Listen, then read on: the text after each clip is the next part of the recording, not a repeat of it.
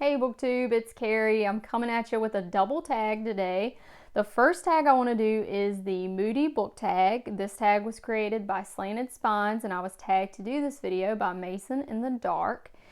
I will link both of those videos in the description box, and if you haven't checked out Mason's channel, you definitely should. He is extremely witty and he has one of the best booktube voices.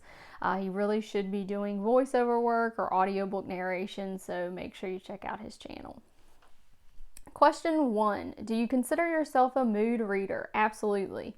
Question 2. Do you set TBR lists and do you stick to them? Unless I'm participating in some sort of buddy read or group read, which I haven't done a lot of, I don't necessarily plan out what I'm going to read. I am a mood reader, and being a librarian, I try to bring home a few books from each new book order just to stay on top of the young adult trends. So I don't necessarily know what I'm going to bring home or what's going to tickle my fancy. Number 3, do books affect you emotionally? Does the mood of a book rub off on you? I would say that books are emotional, right? They do evoke thoughts and feelings in people. Sometimes you recognize things about yourself in a book, or a book says something that you've been unable to put into words. But I wouldn't necessarily say that the mood of a book rubs off on me. I feel like I'm a very grounded person, so I am able to read something that's very sad or disturbing and still, go about the rest of my day. Number 4, when you're feeling sad, what do you read or do you not read when sad? I don't get sad very often, but if I'm ever in a funk, I do try to be productive, go outside, get some exercise, do something that's active. So I don't necessarily avoid reading. I do try to mix it up and do different stuff just to try to get out of that funk. Number 5, most often do you use reading to escape, to learn, or to critically reflect? If you watch my channel, you would probably say I read mostly to learn, because I do connect a lot of the things that I read to points in history. However, I would say the best type of reading does all 3 of those things. Number 6, what is a book that made you laugh out loud? Let's go with The Humor of JFK. This little compilation tells stories from Kennedy's childhood through his Senate career and on to his presidency, and he was very quick-witted and charismatic and humorous, so a lot of the stories in here were very funny. Number 7, what is a book that made you cry, or if you don't cry, one that really moved you? I actually reread To Kill a Mockingbird, and I never reread books, but I wanted to read Go Set a Watchman, so I did a reread, and To Kill a Mockingbird made me cry. Number 8, what is a book that you didn't even know how you felt about? This one's easy because this was a recent read. It was The Beauty by Aaliyah Whiteley. And this is a dystopian horror novel that is set in a society where all of the women have succumbed to a deadly fungus, and mushrooms end up growing on those women's graves.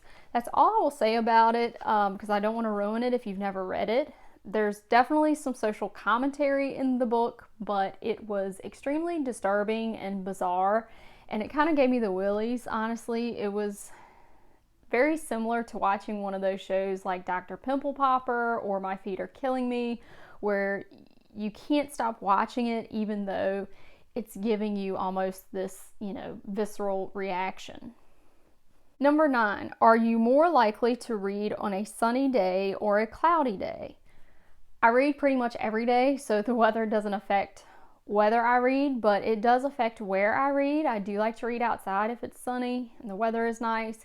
If it's cloudy and rainy, it's great to curl up on the couch with a blanket and read. Number 10, do you usually set the mood when you read? Music, lights, smells, etc.? No, I can pretty much read anywhere. I will say if I'm reading nonfiction or I'm taking notes on a book, I do like to have either no noise at all or very minimal noise.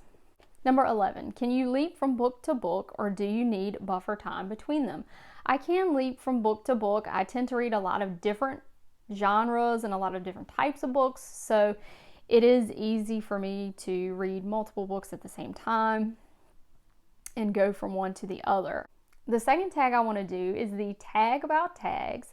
This was created by Roz at Scally Dandling About the Books, and I was tagged to do this video by my buddy Daniel at Guilty Feet, and he has an amazing channel. He's very insightful, talks about a lot of different books, and he has the biggest book haul on Booktube. It's like a 4 or 5 part series, so you should most certainly check out his channel. It is pretty much clickbait for everybody who is on Booktube. Question 1, tag first. Did you do the Booktube Newbie Tag, and do you choose to watch Newbie Tags? I did do the Booktube Newbie Tag. I started with that tag.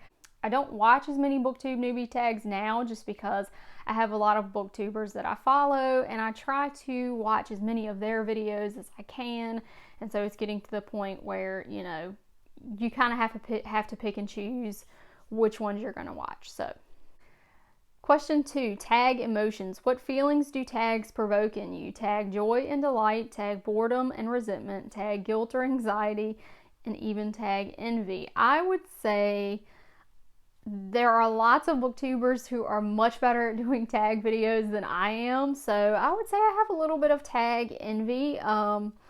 I do think tags are fun. There is a little bit of anxiety attached to tags because when it comes to the part where you have to tag people, I'm always worried that I will not tag someone that has tagged me, or that I will tag someone who has already been tagged for the video. But you know what? At this point, I think I'm in a nice little corner of Booktube, and none of my Booktube buddies will get mad if I mess up the tag process. So I know that my buddies will forgive me, and it's all good. Number 3, tag favorites. What tags do you like most and least to do and to watch?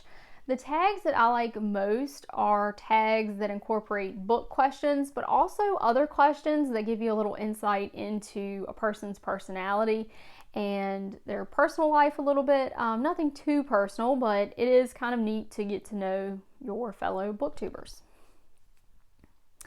Number 4, tag style. How do you tag? Do you have a system for keeping track of when you are tagged or tags you plan to do? And do you prepare to do your tags or just wing it? I do have a list in a notebook of tags that I have been tagged to do, but that's pretty much the extent of it. I don't really prepare for tags that much. I do look over the questions, but I don't write any notes down for tags. I just kind of wing it.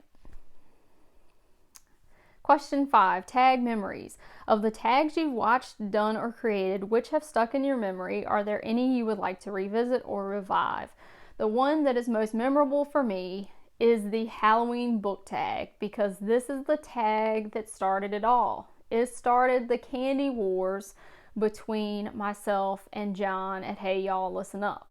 And this is not over. The candy wars will continue. A treaty has not been signed. We have had a couple of ceasefires, but no formal end to the candy wars.